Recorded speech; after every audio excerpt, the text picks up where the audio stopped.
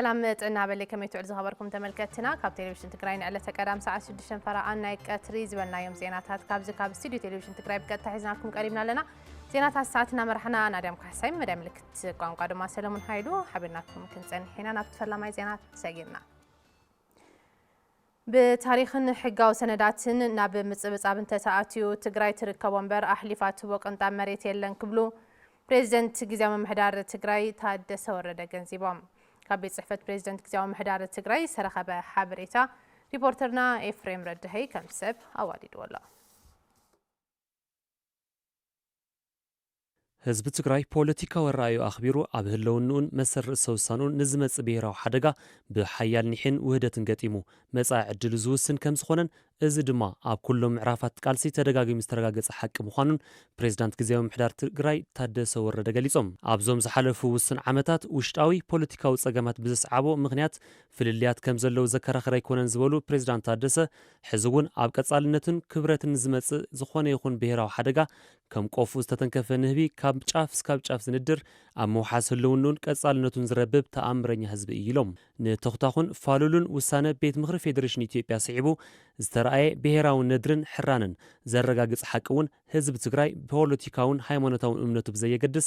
ኣብ መሰረት ርእሰ ውሳኑን ቀጻልነቱን ፍጹም ከም ዘይዋገ ደጊሙ ዘረጋገጸ ኩነት እዩ ክብሉ ኣገንዚቦም ዞባ ምዕራብ ትግራይ ራያን ጸለምትን ኣከራኸሪ ከም ዝኾነ ተገይሩ ክሰኣልን ክሰርጽን ኮነ ተባሂሉ ክስራሕ ጸኒሐሎ እዚ እውን መቐጸልታ ሽውሃት ትግራይ ናይ ምድኻም ምድቕቓቕን ምዃኑ ክፍለጥ ኣለዎ ብታሪኽን ሕጋዊ ሰነዳትን ናብ ምጽብጻብ እንተተኣትዩ ግና ትግራይ እትርከቦ እምበር ኣሕሊፋት ትህቦ ቅንጣት መሬት የለን ክብሉ ፕሬዝዳንት ታደሰ ወረደ ኣተሓሳሲቦም ኣብ ውሽጥን ወጻእን ዝርከብ ህዝቢ ትግራይ ንኣባላትን መሪሕነትን ኩለን ፖለቲካዊ ውዳበታት ትግራይ ንኣባላትን መሪሕነትን ሓይልታት ጸጥታ ትግራይ ከምኡውን ንመላእ ሰራሕተኛታት መንግስቲ ትግራይን ይዘርኣይዎ ዝሕብን ዝተወደበ ቃልሲ ልዑል ክብርን ንኣዳን ከም ዝተሰምዖም ዝገለጹ ፕሬዝዳንት ታደሰ ወረደ ሕዚ እውን እቲ ዝተጀመረ ዝተወደበ ቃልሲ ብኩሉ መልክዑ ተጠናኺሩ ክቐጽል መልእኽቶም ኣመሓላሊፎም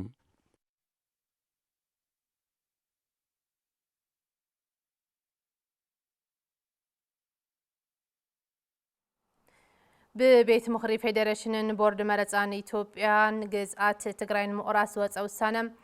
داقم من ورار زعد من حزب تجرين مبتتان تتلموز وتحدقين عواجيلهم نبرتي كتمعلماتام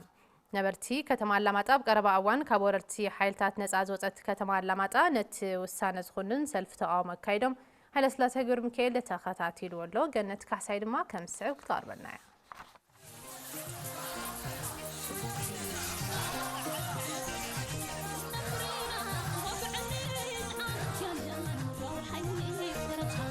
ኣብ ዞባ ደቡብ ትግራይ ከተማ ኣላማጣ ኣንጻር ውሳነ ምርጫ ቦርድ ኢትዮጵያ ዘቕንዐ ሰላማዊ ሰልፊ ተኻይዱ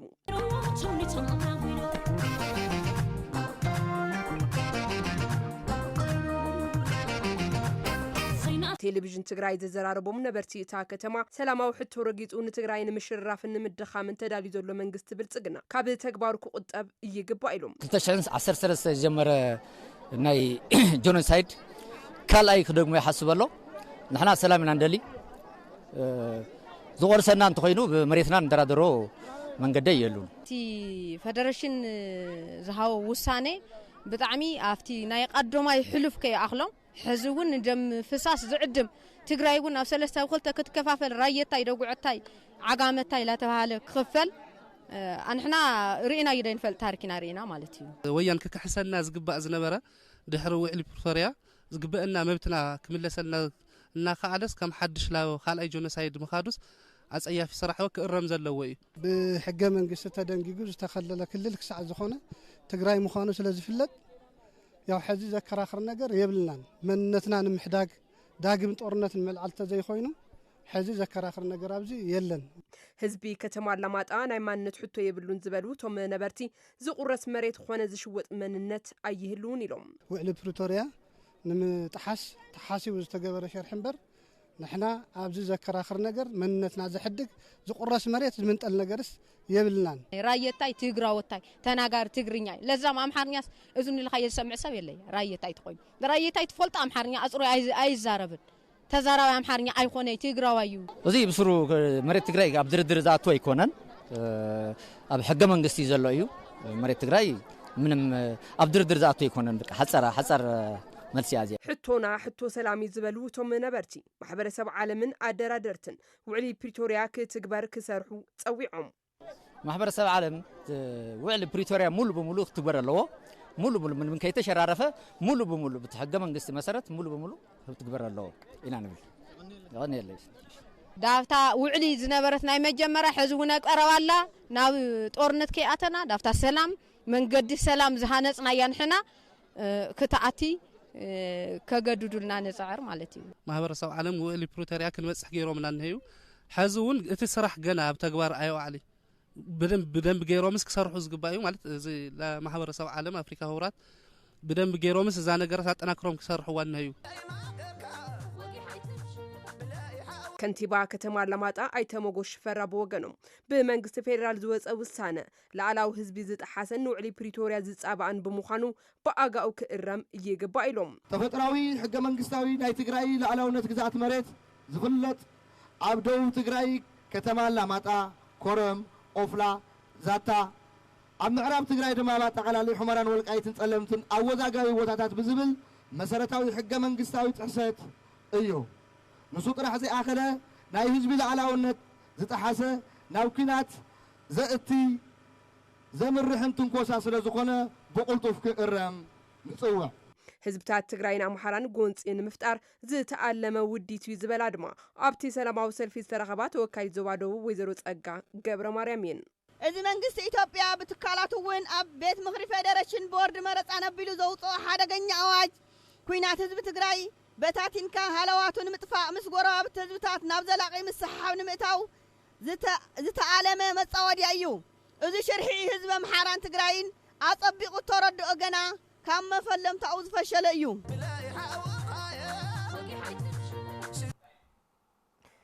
ሉዓላዊ ግዛት ትግራይ ንምውራር ዝግበር ዘሎ ሸርሒ ሓድነትና ስጢምና ህንቃሎ ሰይና ኢሎም ነበርቲ ከተማ ሽረ እንዳስላሰም ኣብ ዘካየዶ ሰላማዊ ሰልፊ ምላሹ ኪዱ ኣዋዲድ ወሎ ገርመድህን ተወልደ መድህን ድማ ከም ሰብ ከቕርቦ እዩ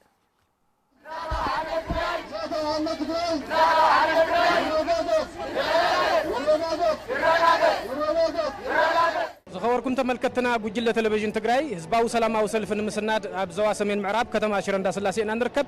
لومي 10 لكاتيت كل تشحن 18 عام تمهرت اب كتما شره እንዳስላሴ ካብ ንጎ ሰዓት 12 ጀሚሩ ህዝባዊ ሰላማዊ ሰልፍና ተኻየደ ዝርከብ ሰልፍ ድማ መንግስቲ ኢትዮጵያ ዝወሰነ ውሳነ ፍጹም አይንقبሎን ኣብ ልዕሊ ህዝቢ ትግራይ ዳግማይ ጽንተት መቀጸልታ ጽንተት ቁሉዕ ጀኖሳይዳዊ ወራሪ ኣውጅልና ዘሎ እዚ ድማ ጥሕሰት ሕገ መንግስቲ እዩ ጥሕሰት ውዕሊ ፕሪቶሪያ እዩ ፍጹም አይንወረርን መሬትና ኣሕሊፍና ይንህብን አይንጸንትን ዝብል ትሕስቶ ዘለዎ ሰልፊ እና ተኻየደ ውዒሉ መንግስቲ ኮይኑ ሓደ መንግስቲ نحن تخلل بتفلقن كورذن قتلن ما يتينورن كم حد يزقبوه مريتنا نمربط ملس لا لونتنا خبرلنا نمربط ملسلنا أنصار هلونا نزقالسو أدب غورو وحواتكم هنا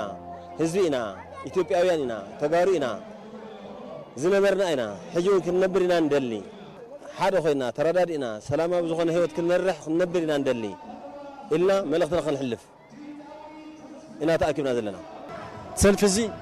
نحنا مريتنا عدنا نخنشيط نلوط كم زين نخل تقرأ دم ما نخمز عينت زخون عينت مسوات كخفل بر زمريت زكوسر كم زي يغل بتري دمص اسمع له معلتن علتن كوين صلى الله معندي الاولاو غزات تግራይ ክخبرن ተመዛበልቲ ናብ መረበቶም ንክምለሱን ሓድነቶም ኣስጢሞም ምስካልኦት ክልላት ዘለዎም ዝምድና በምጥንኻርን ቃልሶም ኣሕይሎም ከም ዝቆጽሉሉ ይዛረቡ حدا خوينا حدا حرنت كوينا قدم حيوكا زوسنا للدم زوسنا لنا مريتنا حيوني قدميت اين هبن مريتنا حيوني اين هبن نصحوني اين هبن لعل كل صلاتنا اب حدنتنا يمسرح زلو حزب تግራዋይ ኣብዚ ኣብ ሓድነቱ ጽባሕ ይኹን ሎም ይኹን ሓድነቱ ከደላድል ክኸሎ ከስጥን ክኸሎ ስለዚ መዋጽና ሓንትን ታያተልና ሓድነት ካስጢምካ ንዝኒ ጸላይ ምብዳህ እዩ ተፈዳቀሉን ነምበረበቶም ከኣቱ ከፊኡዎም 5 ዓመት ወመት ብጥሜት ጽማት ሕክምና ተዓጺና ባንክ ተዓጺና በገዛ ገንዘብና ተዓጺና ከተትሉ ለለና ብዘይ ሓድነት ይምለስ ተሸራሪፍና ተነቃቂና ከመላክት ምለስ ሓደ ልብን ተኾይና ሓደ ኣካል ተኾይና ተም ከይደም ዘለው ሕዋትና ውን ደቅና ውን ነምበረበቶም ክምለሱ ጎነ ስድሮኦም ክኾኑ መሬቶም ክኽብሩ ቀያሕተን ጸለምትን ተሰውሉ ንሶም ክድግፉን ሓይሊ ክቦምን ናመረበተኩን ሓቅፎም ይምጽኡ ዝብል እምነት ኣለና ኣነ ከንቲባ ከተማ ሽረ እንዳስላሴ ኣይተ ገብረ መድህን ዮሃንስ ልኡላዊ ግዛኣት ትግራይ ንምጥሓስ ዝግበር ዘሎ ሽርሒ ንምፍሻል ምስ ህዝቢ ብምውዳድ ቃልሲ መሪሕነት ተጠናኺሩ ከም ዝቕጽል ኣፍሊጦም ህዝብና ብጥሜት ሕማምን ቁርን ይሃልቕ ኣሎ ትማሊ ንባዕሉ ኮይኑ ንኻሊእ ዝተርፍ ህዝቢ ዝነበረ ህዝቢ ምዕራብ ትግራይን ጸለምትን ተጸባይ በብወርሑ ዝቕንስ ሓገዝ ኮይኑ ይሃልቕ ኣሎ እዚ መንግስቲ ኢትዮጵያ ብትካላቱ ማለት እውን ببيت مخري فيدريشن بورد مرصان بيلو زوصو حدغنيا اواج كوينات حزب تግራይ بتاتين كهلوات المطفا مسغوراو تزبطات نابزلق مسحاب نمتاو زتتلمه مصا وديايو نتا بمسواتي وردتات خبيران تعقيوان صلحت مربت كان مقراس حدش مسل صنحه اجنده حيزوم مصيملو سقايكا حصر كاب زخونه يكون وان لعلي كم نقالس كنرغاق صلكا ندلي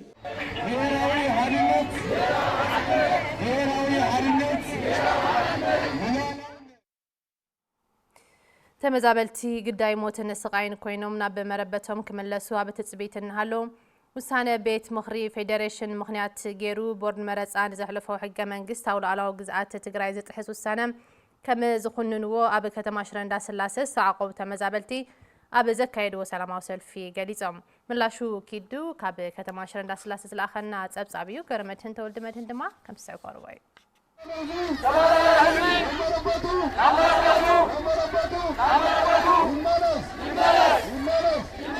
كابزوا معراو تግራይ ተፈናቂሎም ኣብ ከተማ ሽረ እንዳስላሴ ተዓቂቦም ዝርከቡ ተመዛበልቲ ውሳነ ቤት ምኽሪ ፌደሬሽን ብቦርድ መረፃ ኢትዮጵያ ቢሉ ዘውፅኦ ዘይሕጋዊ ተግባር ዝኾነን ሰልፍ ኣካይዶም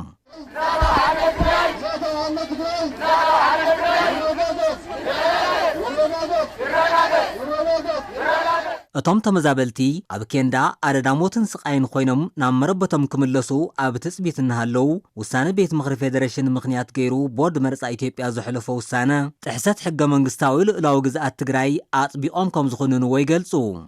ብሔራዊ ሓድነትና ንምውሓስ ምስል ዓሰ ውሳነና ክረጋገጽ ኣለዎ ስለዚ መሬትና ናብ ቦትኡ ክምለስ ኣለዎ መንግስቲ ፌደራል መንግስቲ ዝወሰነ ውሳነ ኣይንቕበለን ኢና ኣይንቕበለን መሬት ትግራይ ኣይቁረፅን ኣይቆራረፅን ኣይቁረስን ኣይጠፍእን ስለዚ ናብ ቦትኡ ይመለስ ንሕና እውን ናብ ቦታና ንመለስ ስለዚ ኣይንቕበሎን እዩ ንሕና ክሳብ ሕዚ 5 ዓመት ተጠቂዕና እዚ ድማ ላዕላዊ መሬትና ብሰላምን ጥራሕ ክፍትሐልና ከም ህዝቢ ናብ ዓድና ምለሰና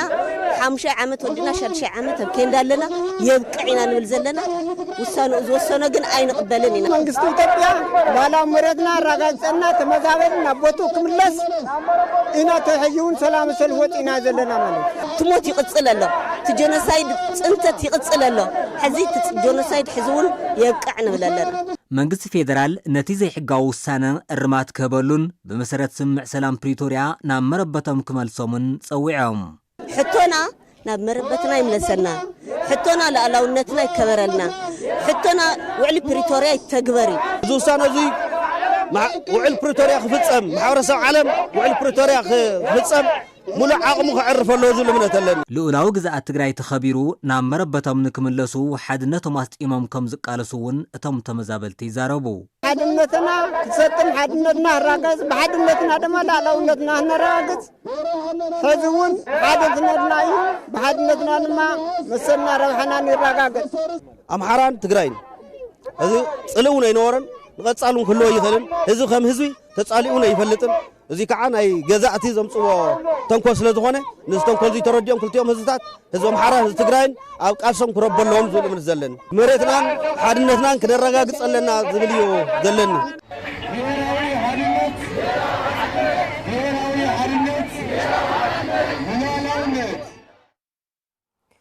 ንዘመናት ክብሩን ላዕላውነቱን ከይድፈርና ተቃለሰ ዘጽንሐና መሬት ትግራይ ኣብ ናትና ወለዶ ክቁረስ ኣይንፈቅድን ክብሉ ዋና መሓዳሪ ዞባ ምብራቅ ትግራይ ዶክተር አብርሃም ሓጎስ ገሊጾም መንግስቲ ኢትዮጵያን ዘመሓላለፎ ላዕላውነት ትግራይ ዝግህስ ውሳነ ንምቅዋም ኣብ ዝተጸውዐ ሰላማዊ ሰልፊ መልእኽቲ ዘመሓላለፉ ዋና መሓዳሪ ዞባ ምብራቅ ትግራይ ረብሓታት ትግራይ ንዋጋ ዕዳጋ ከም ዘይቀርቡ ድማ ኣፍሊጦም ደረሰ ብርሃነ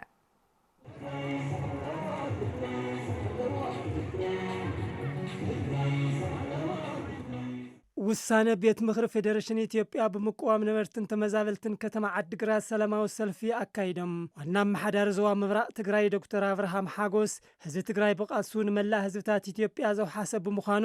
ሕዚ ሕገ መንግስታዊ ግዝኣቱ ክጥሓስ ከም ዘይብሉ ይሕብሩ ህዝቢ ትግራይ ንባዕሉ ጥራሕ ዘይኮነስ ንህዝብታት ዘሃገር ንብሔራዊ መንነቶም ተወዲቦም ክቃለሱ ዓርሶም ብዓርሶም ከመሓድሩ መስዋዕቲ ዝኸፈለ ህዝቢ ምዃኑ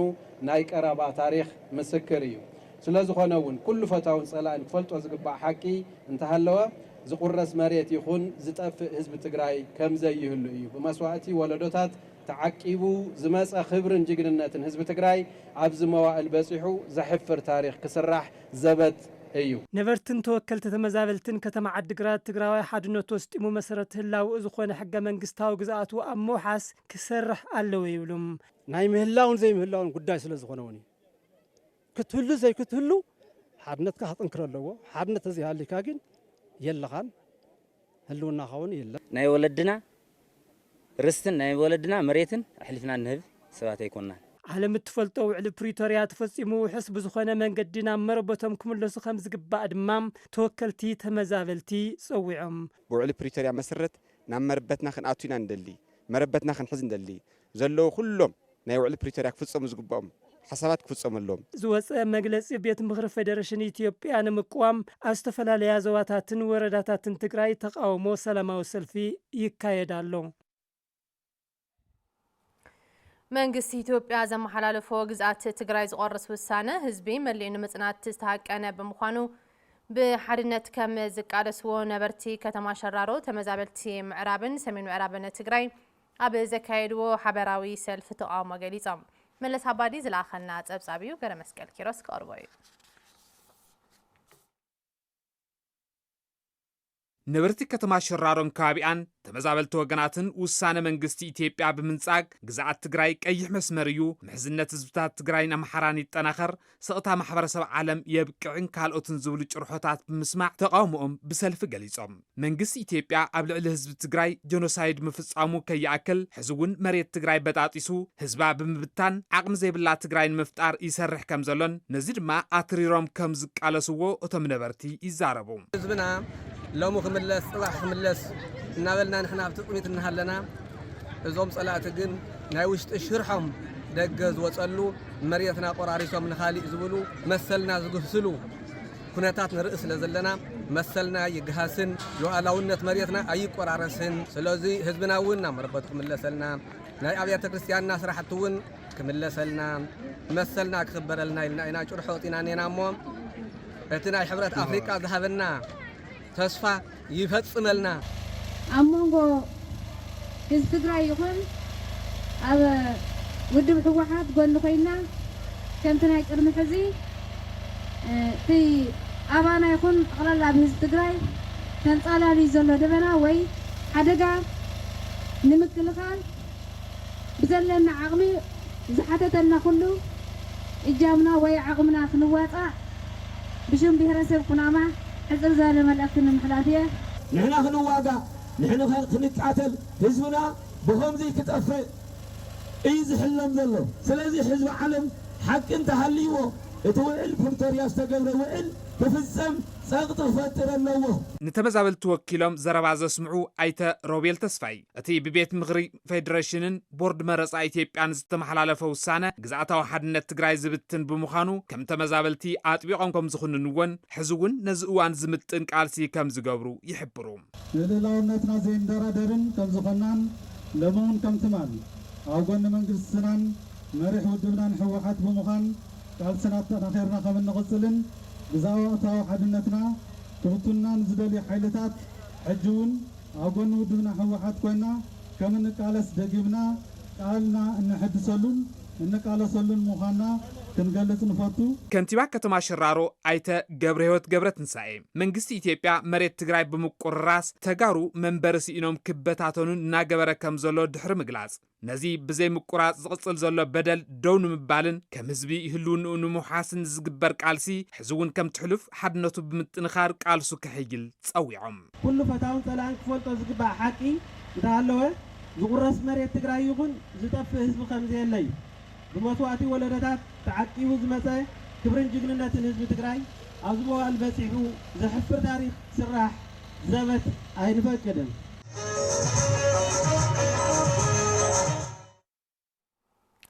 ካብ ቴሌቪዥን ትግራይ ዜናታት ሰዓት 6 ፈርዓም ምክታል ትርከቡ ዝኸበርኩም ተመልከትና ዜናታትና ሓዘውና ናቀጸል እዮም። ሕገ መንግስታዊ ላዕላዊ መሬት ትግራይ ብሽርሒ ጸላእቲ ክሸራረፍ ፍጹም ኣይንፈቅድን ክብሉ ነበርቲ ከተማ ኣክሱም ኣብ ዘካየድዎ ሰልፊ ተቃውሞ ገሊጾም። ቤት ምክሪ ፌደሬሽን መሰረት ገይሩ ብቦርድ መረፃ ኢትዮጵያ ዝተመሓላለፈ ውዕል ፕሪቶሪያ ዝጥሕስ ውሳነ ብቅልጡፍ ክእረም ድማ ቶም ነበርቲ ፀዊዖም። ተስፋ ዝከዓስበይ ተወሳኺ ዘሎ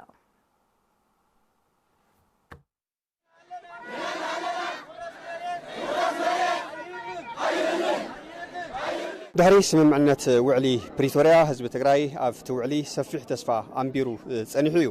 ብፍላይ ድማ ተመዛበልቲ ብቅልጡፍ ናብ መረበቶም ክምለሱ ግዛታዊ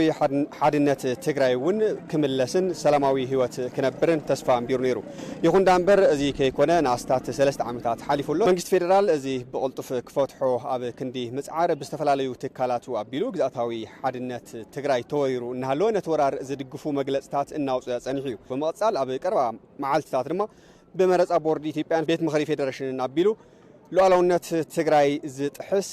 መግለጽታት ኣውፅሎ ነዚ ዝቃወም ድማ ሎማዓንቲ ኣብ ከተማ ኣክሱም ሰፊሕ ናይ ተቃውሞ ሰልፊ እናተኻየደ ውዒሉ ውሳነ መንግስቲ ኢትዮጵያ መቀጠልታ ጀኖሳይድ ህዝቢ ትግራይ እዩ መቀጠልታ ጀኖሳይድ ህዝቢ ትግራይ እቲ ውሳነ ብጣዕሚ ዝሕርቕ እዩ። ካብ 2015 ናብዚ ንሰላም ኣብ ፕሪቶሪያ በፂሕና ኣብ ዝተዳለናሉ ሰላም ኣብ ንልሙነሉ ዘለና ሞና ጠመና ሞና ጠፋእና ናበረስና እናሃለና መሬትና እውን ብወረርቲ ተተሓይዙ እናሃለወ እዚ ሽርሕታት እዚ የብልዕልና ነቲ ሰላም ነፀካ ባዕልኻ ፍሪስካ ንትግራይ ንምብታን ኣብ ዝተገበረ ስለ ዝኾነ ሓሪንካ ክትቃለሶ ኣብ ህዝኻ ሰሚርካ ሓድነት ክትገብር ከም ዘለካ ብሄራዊ ቦርድ ምርጫ ኢትዮጵያ ኣብ ዝሓለፈ ቤት ምክሪ ተወሲኑ ኢሉ ዘውፅኦ ውሳነ ያው ሓድነት ህዝቢ ትግራይ ዝበታትን ትግራይ እውን ከም ትግራይ ብሄራዊ ሓድነትና በታቲኑ ህዝቢ ንህዝቢ ኣናቂቱ ባዕልና ባዕልና ሰላም ከይፈጥር ሓድነትና ክበታተን ዝገብር ብጣዕሚ ሓደገኛ ውሳነ ስለ ዝወሰነ ያው ህዝቢ ከም ህዝቢ መንእሰይ ከም መንእሰይ እቲ ኣብዚ ዘሎ ኣይድፕ እውን ስምዕትኡ ክገልጽ ዝመፀ ሰልፊ እዩ ማለት እዩ።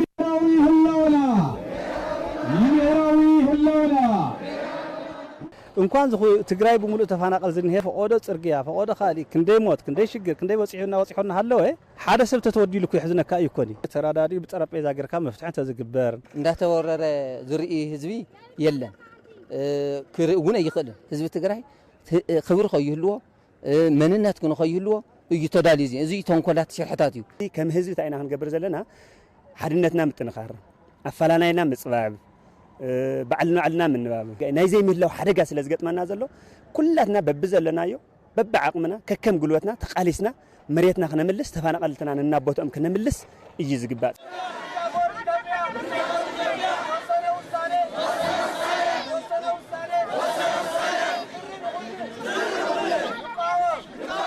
እዞም ዘሕለፍናዮም ናይ ቃልሲ ዓመታት ንምውሓስ ህላውንኡን መረበቱን ዘካየዶ ምክንያታዊ ቃልሲ እምበር ካልኦት ህዝብታት ክጭቁን ወይ እውን መሬት እንዳማቱ ክግብት ናብ ኩናት ዝኣተወሉ ታሪክ የለን። ህዝቢ ትግራይ ብዘይ ጻዓድ ቃልሱን መስዋዕቱን ህልውንኡን መረበቱን ዓቂቡ ኣብዚ ዘለናሉ መዋዕል ዝበፅሐ ምዑት ህዝቢ እዩ። ብጀኖሳይደራ ዝቁረስ መረበት ኮነ ዝጠፍእ ህዝቢ ኣይህሉን።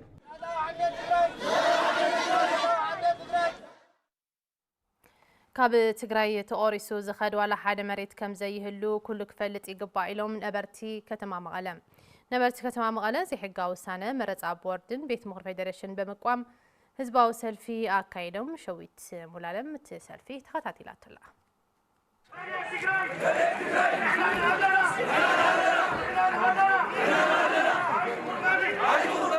መንግስቲ ኢትዮጵያ ብቦርድ ምርጫ ኢትዮጵያ ኣቢሉ ዘውፅኦ መግለፂ ንላዕላውነትና ወይ ድማ ንሓድነትና ወይ ድማ ግዛታዊ መሬትና ዝሽርሽር ስለ ዝኾነ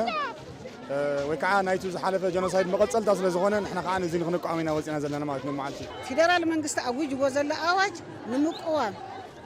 ዳግም ናብቲ ናይ መጀመርያ ፅንተት ፈሪድልና ዝነበረ ዳግም ንኡ ኩናት ዝዕድም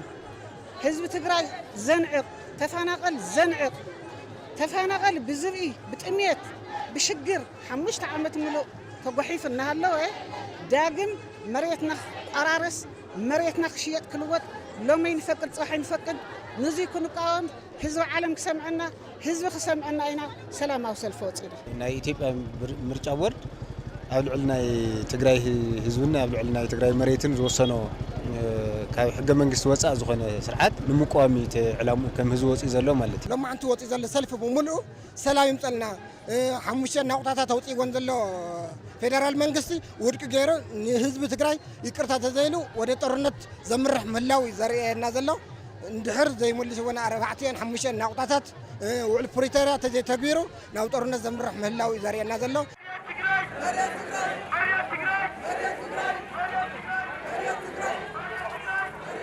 ሕጋውያና ብሕጊ ብውዕልና መሰረት መልስና ክምለሰልና እናተጸበና ኣቋሪጹ እዚ መሬትና ክሽየጥ ክልወጥ ኣይንፈቅድን መሬትና ግን ኣሕሊፍና ኣይንህብን ብኣግባብ እዚ ተኣውጅ ዘሎ ፌደራል መንግስቲ ኣውጅዎ ዘሎ ኣዋጅ ህዝቢ ትግራይ ዘንዕቕ ህዝቢ ትግራይ ናብ ዳግም ኩናት ዘእቱ ስለ ዝኾነ ብቐረባ እዋን ኣሪሙ ይቅርታ ህዝቢ ትግራይ ኢሉ ከስተኻኽለልና ኣለዎ ክምለሰልና ኣለዎ መሬትና እንድሕር መሊሱልና ህዝብና እንድሕር መሊሱልና ኮይኑ ምንም ነገር ዘረኸ ነገር የለን ተዘይ ኮይኑ ግን ከምቲ ዝበሃል ዘሎ ወይ ከዓ ቆራሪስካ ትግራይ ዝጠፍአሉ መንገዲ እንድሕር ዝፍጠር ኮይኑ ግን ማንም ዝኾነ ይኹን ትግራዋይ ኣብዘ ሃሊ ሓድነትና ከም ሓድግነትና ግን ክነጣናኸ ኢና ማለት እዩ ኣብ ቁርፂ ግዜ ኩሉ ግዜ ትግራዋይ ይሰጥም እዩ ስለዚ ንሕና ከዓ እንደገና ግዛኣታዊ መሬትና ይመለሰልና ተመዛበልቲ ይመለሱ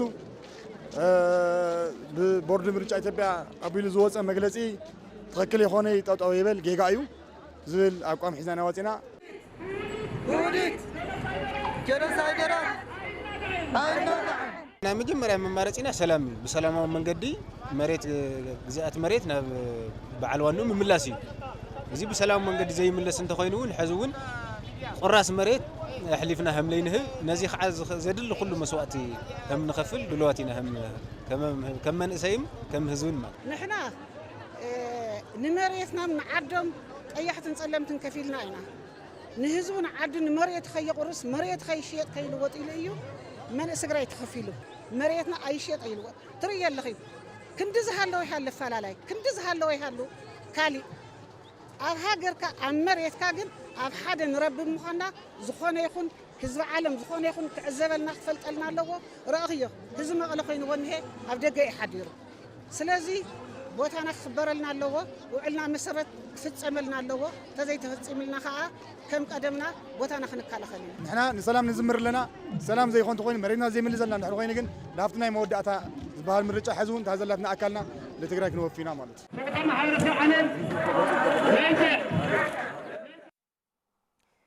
መንግስቲ ፌደራል ዘመሓላለፎ ዘይሕጋዊ ውሳነ ከም ዝቃወምን እቲ ዘይሕጋዊ ተግባር ክሳብ ዝኽለስ بحدنت كم زكالسون نبرتي كتما عدوا بزكايدو سلف تقامو አረጋግጠም ፍሳ መዝገበ ካብ ከተማ عدوا ዝላኸና ጸጻቢው ገረ መስቀል ክርስቶማ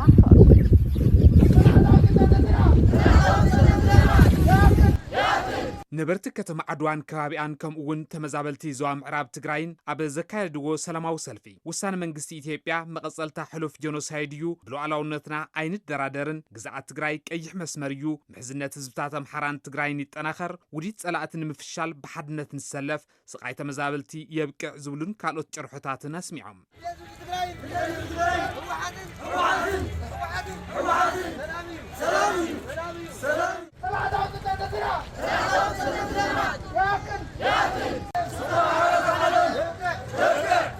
ተሳተፍቲ ተሰልፊ ዘሕጋው ውሳነ መንግስቲ ኢትዮጵያ ከም ዝቃወምን እዚ ክሳብ ዝእረም በሓድነት ከም ዝቃለሱን ይዛረቡ መሬት ህዝብ ትግራይ ብሽርሒ ኣይቁረስን ዝበሉ እቶም ወገናት ሉዓላዊ ግዛኣት ትግራይ ንምርጋጽን ተመዛበልቲ ወገናት ናምበረበቶም ንምምላስን ዘድሊ መስዋዕትነት ንምኽፋል ድልዋት ከም ዝኾኑ አረጋጊጾም ህዝብ ትግራይ ተረጋጊ ንሩ ከይመርሕ ዝግበር ዘሎ ሸርሒ እዩ ትግራይ ኣብ ናይና ወለዶ ተሻራሪታት ፖሊሳን ክትነብረው ትኽእል ንሕና ከዓ ነዚ ብጥብቅ ንቃወሞ ማለት ولدنا زسمحنا عدي عبناينا تولد أي نهبين يتوانا تقوم نجارو تقرأي مانم يخون مانم تقرأي تقوم ويكعن تقرأي هذا تقرأي ويكع تفناقل هذا معرب أو عروة يخون مانم يخون مانم كرتة ندور خلا من قصة توبيا وسين وزن وسانا جاي حزون قوامي صحن قوامي زوجتهم حفلة كنتيبا كتما عدوا ايتا تسفاي قبرول ما اصلتا استفصم جونوسايد زخونه وسانه بيت مخر فيدريشنن هاغراو بورد مرصان فصم تقبلنس زيبلن حزب تግራይ ንምንብርካኽን ንምጽናትን ዝዓለመ ውሳነ ብምዃኑ ድማ ህዝቢ ብሓድነት ክቃለሶ ይግባኢሎም ባግን መለገስን መንግስት ኢትዮጵያ ህዝብ ትግራይ ከገጸ ምድር ብትፋት ስለዝኾነ ነቲ ዝበፅሐ ስምምነት ብምትሓስ ትልሙ ብሰላማዊ ጀኖሳይድ የቕጽሎ በዚሁን አፈቲ መንግስት ኢትዮጵያ ተወደው ዝተዋፈሩ ወረርቲ ዝነብር ህዝና ብሔራዊ መንነቱ ቅይር ይግደለሉ አብገዛ መርበቱ ሀብት ንብረቱን ተመንጢሉ ይቅተልን ይጭቆንን ይባሳወስንሉ ገደሉን አባይቱን በሐደስ ሰፈርቱ ተመንጢሉ ይባረረሉ ሁሉም ዝተዋደደ ዲሞግራፊና ምቅያር ወፍሪ ይካሄዳሉ صغبركم تملكتنا زيناتات تلفزيون تግራይ حزون ايتزازمنا قصليوم ካብ ዘስዒብና ድማ زيناتات سبورت الساعات مسارحتنا መረሳ ኃይለ ሲቡ ቀርበናይ ተኸታቲና ክንምለስ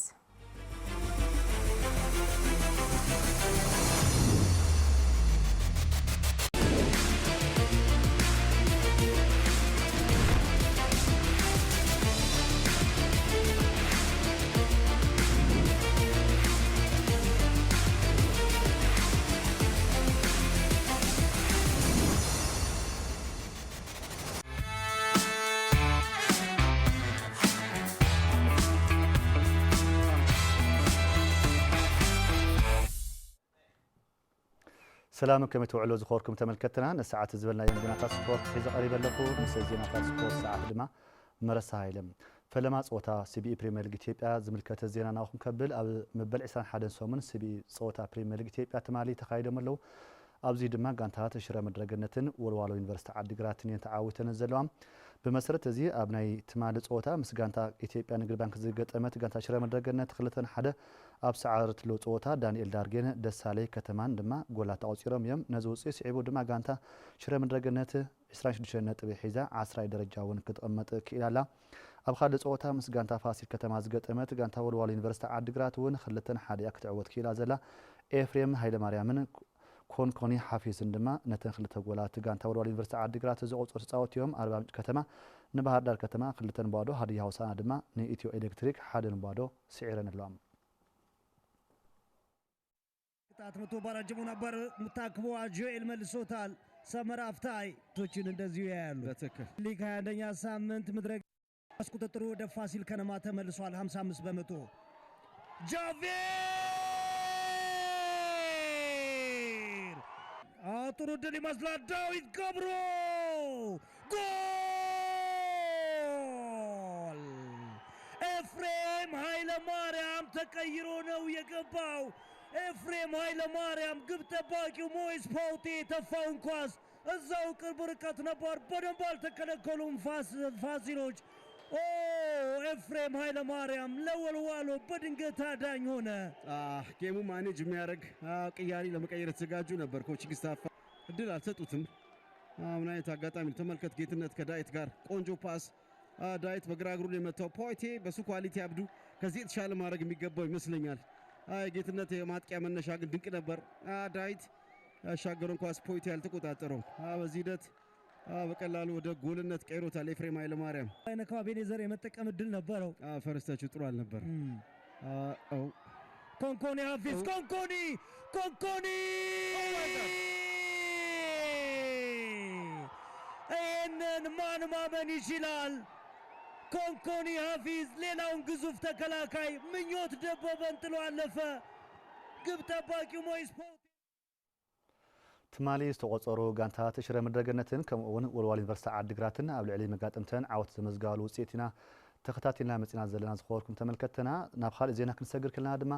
ኣብያተ ትምህርቲ ብሉፃት ስፖርተኛታት ኣብ ምፍራይ ልዑል እጃም ከም ዘለዎን ስፖርተኛታትን ከምኡውን ሰብ ሞያን ገሊፆም ኣለዉ ብርሃነ በየነ ኣዘራሪቦም ኣሎ ከም ዝስዕብ ከቕርብ እዩ መሰረት ኩሎም ዓይነታት ስፖርት ዝኾነ ውድድር ስፖርት ኣብያተ ትምህርቲ ናብ ካልኦት ጋንታታት ከኣትውን ፍሉይ ጠመተ ክግበረሉን ይግባእ ክብሉ ተሳተፍቲ ውድድር ስፖርት ኣብያተ ትምህርቲ ከተማ መቐለ ይዛረቡ በሊጹ ልክረአና ዓቕሚ ከም ዘለዎ ልክረአ ለርኢ ውድድር እዩ ያው እዚ ደሞ ብጣዕሚ ብዙሓት ተስጠለሎም ተጫዋትን እዩ ብጣዕሚ ጎዛት ተጫዋትን እዩ ሓደ ጥቕሚ እዚ ተጫዋት ንምርኣይና ትምህርቲ መፀዋዕ ተጠናኺሩ ንኽቕፅል ኩሉ ግዜ ና ጨዋታታት ዕድል ምፍጣር ናይ ዞም ሰልጠንትና ዘለዉ ናይ ድኽመት ተኾነስ ካዚ ብርታዕ ገይርኩምሎም ንሕና እውን ሶም ተበርቲዖምና ንሕና እውን ክንጥክሪና ተስፋ ይገብር ማለት ዓበይቲ ፕሮፌሽናል ስፖርተኛታት መልዓሊኦም ኣብ ኣብያተ ትምህርቲ ዝካየዱ ስፖርታዊ ውድድራት ምዃኖም ዝገለጹ ሰብ ሞያ ተዓውዲ ብስነ ምግባርን ሙሉእ ስብዕና ዘለዎ ዜጋ ክህሉ ኣብ ኣብያተ ትምህርቲ ዝካየዱ ንጥፈታት ትኹረት ከም ዘድልዮም ይገልጹ ካብ ትምህርቲ ቤት ጀሚሩ ሃገሮም ወኪሎም ኣብ ዓብዪ ደረጃ ዝወፅዑ መሰረቱ ካብ ትምህርቲ ቤት እዩ ብዙሕ ስፖርተኛታት ተፍሪ እንደገና ካብ ትምህርቲ ቤት እዩ ልክዕ ስፖርትን መምሃራን መልሚሎም ናፍቲ ደረጃ እሱ ከውፅዕ ካልእ ይኽእሉ ካብቲ መጀመርያ ካብ ትምህርቲ ቤታት እዩ ብዋናነት ኣብቲ ቤት ትምህርቲ ዲ ተቐረፃ ፕላስ ኣብቲ ነሰልጥኖ እውን ቀዳምነት ይሁና ንሰርሖ ኣብቲ ስነ ምግባር ተምሃራይ እዩ እዞም ስፖርተኛታት እዚኦም ኣብቲ ስነ ምግባር ተመልካታይ ተምሃራይ ዘሎ ክሪኦም ከሎ እቲ ስነ ምግባር ካብኡ ይምሃር ማለት እዩ ኩሉ ዓይነት ነገር ዝግበር ዋላ ጂምናስቲክ ይኹን ዝተፈላለዩ ናይ እግሪ ኳስ ይኹን ናይ ዝተፈላለዩ ናይ ጉያ አትሌቲክስ ዝኹን መሰረቱ ካብ ቤት ትምህርቲ እዩ ኢንተርስኩል ኮምፒቲሽን እዩ ኣተሓባባሪ ስፖርት ክፍለ ከተማ ዓይደር ሚካኤል ሕሉፍ ብወገኑ ኣብ ክፍለ ከተማ ዓይደር ዝርከባ ኣብያተ ትምህርቲ ዝወፁ ብርክት ዝበሉ ስፖርተኛታት ምህለዎም ብምዝኻር መንግስቲ ኣብ መዋቕር ስፖርት ዘሎ ክፍተት ከስተኻኸል ይግባእ ይብል ስፖርተኛ ካብ ቤት ትምህርቲ መወገስ እዩ ስለዚ ካብ ቤት ትምህርቲ ንኣብነት ካብ ክፍለ ከተማና ዝወፁ ካብ ቤት ትምህርቲ ዝወፁ ኮ ንባዕል ዘርሰና ይኮን የውና ንባዕል ሃፍቶም ኮን የውና ንባዕል ሚሊዮን ኮን የውና ካብ ቤት ትምህርቲ ወፅኦም ማለት እዩ ስለዚ መንግስታዊ ኣካል ዘሎ መጀመርያ ኣብቲ መዋቅር ይክስተኻኸል ዝግብኦ መጀመርያ መንግስቲ ኣብ ትምህርቲ ነት ኸይዲ ስራሕ እዚ ስለዚ ኣብቲ ትምህርቲ ኮይኑ ድማ ኣብቶም ግራስሩት ዘለዉ ተምሃሮ ኣብኣቶም ክንሰርሕ ይግባእ ማለት ትምህርትን ስፖርትን ሓቢሮም ኣብ ህንፀት ወለዶ ዝዓበየ ተራ ኣለዎም ዝበሉ ኣመኻሪ ማሕበራዊ ጉዳያት ምምሕዳር ከተማ መቐለ ኣይተ ጌታቸው ወዳጅ ተምሃሮ ብትምህርቶምን ክእለት ዘለዎም ስፖርተኛታትን ክኾኑ ኣብ ኣብያተ ትምህርቲ ዝግበር ስፖርታዊ ውድድር ግንባር ቀደም ኢሎም ስፖርት ያው ሓደ ኣካል ትምህርቲ እኮ እዩ ንምንታይ ደ ሓደ ኣካል ትምህርቲ ጌርና ኣብ ትምህርቲ ቤት ስፖርት ትምህርቲ ኣሎ ካብኡ ሕልፍ ኢሉ እንደገና ብደረጃ ውድድር እውን አሸናፊ ትኾነሉ ህዚ ከዓ እንት ናይ ስፖርት ምንቅስቃሳት እንጀራ እውን ኮይኑ ዘሎ ማለት እዩ ስለዚ ብስፖርት እውን ጎዛት ኮይኖም ክወፁ ብትምህርቶም እውን ጎዛት ኮይኖም ክወፁ ብዓዲ ዝሃንፁ እውን ጎዛት ኮይኖም ክወፁ ዝግበር እዩ ስፖርትን ትምህርትን ዝፈላለ ይኮነን ሓደ ኣካል እዩ ቦልዮ አንበሳ ዝኸበርኩም ተመልከትና ንሰዓት ዝበልናዮም ዜናታት ስፖርት ቴሌቪዥን ትግራይ ነዚኦም መስሉ ነይሮም ናብ ኣድያንኩም ንሰኩም ብወገን ይዛዚ መለኹ ሰላም